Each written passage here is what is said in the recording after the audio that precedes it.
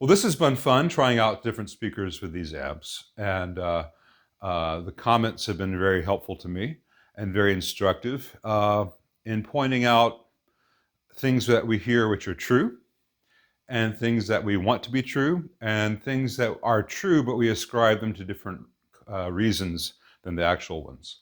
Um, a lot of the variations that you have been hearing have been mic placement variations, and I'm talking fractions of an inch. Trying to mic them the same is almost impossible without a second engineer at the very least. Um, that said, there are some characteristics that are different between the two speakers, and some of that has come across in the recordings. I do find it interesting that some of the attributes ascribed to, say, speaker B in the first video were also ascribed to speaker B in the second video, even though they're different speakers. I'm not trying to play a big game with you. In the first clean video, speaker A was the WGS, speaker B was the Celestion. And in the second video, speaker A was the Celestion, and B and C were the WGS with slightly different mic placements.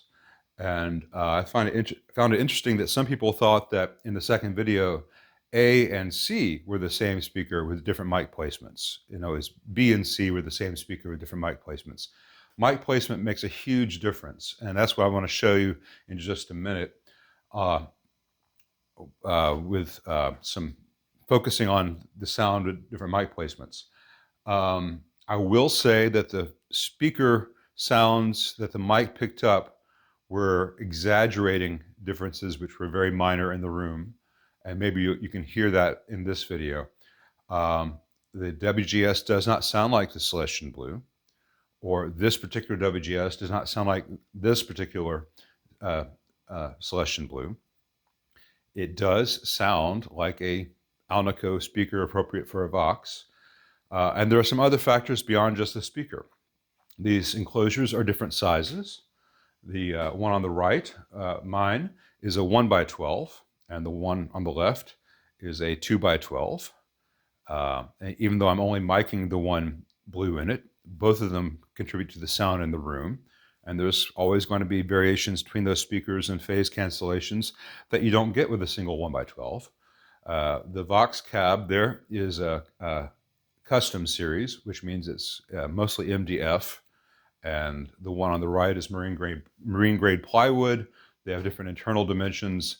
The gaps between the rear panels, the vent is different.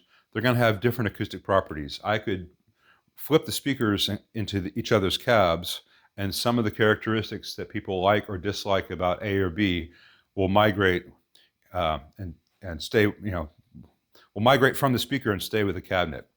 So this is not scientific because there are more variables than any of us are really aware of, but it's realistic. It's a real world comparison. Would I be happy with this speaker or that speaker? So all that said, now I'm going to do some clips. First of all, I'm going to do that little bit of Lemon Song on the looper pedal through each cabinet. And I don't know whether I'm going to use the phone mic for this or that 57, which is positioned kind of equidistant from them. I'm going to choose whichever one gives the best balance and sound. I know the phone mic will kind of hear what you would hear in the room. That said, the phone mic adds a lot of compression.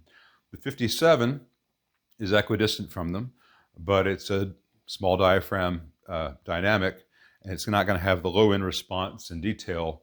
It's about 1.5 feet, 2 feet from each speaker, and it's off axis to each by about the same amount, but just fractions of an inch matter. So I'll choose whether I go with the room mic or the distant 57.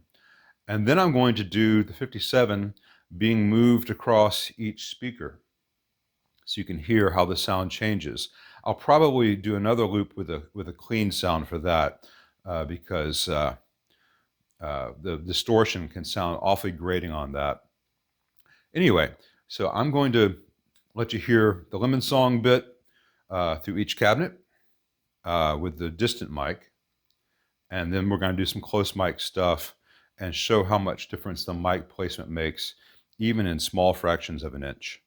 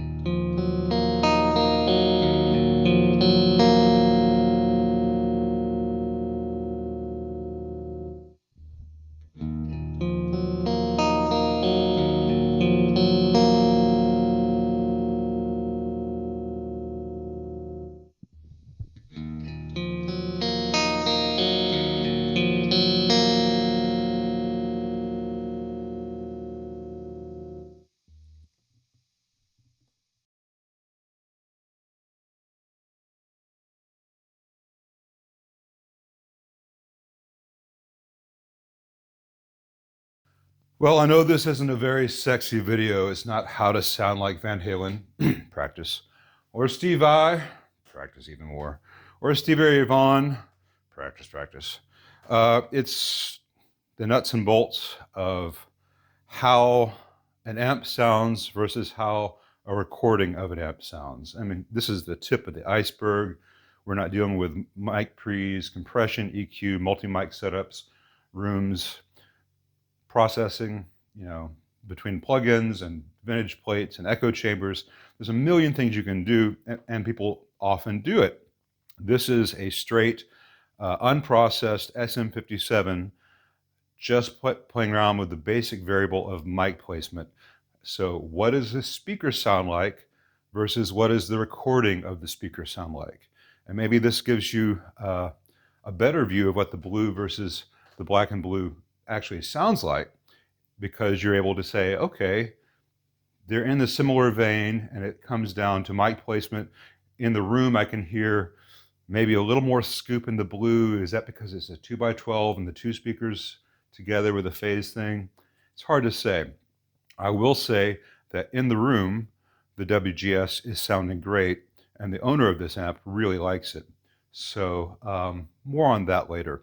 This has already been long and geeky enough. Let me edit this together, stick this up there, and then I've got a 68 custom deluxe reverb and a 68 custom Princeton reverb to make into real amps.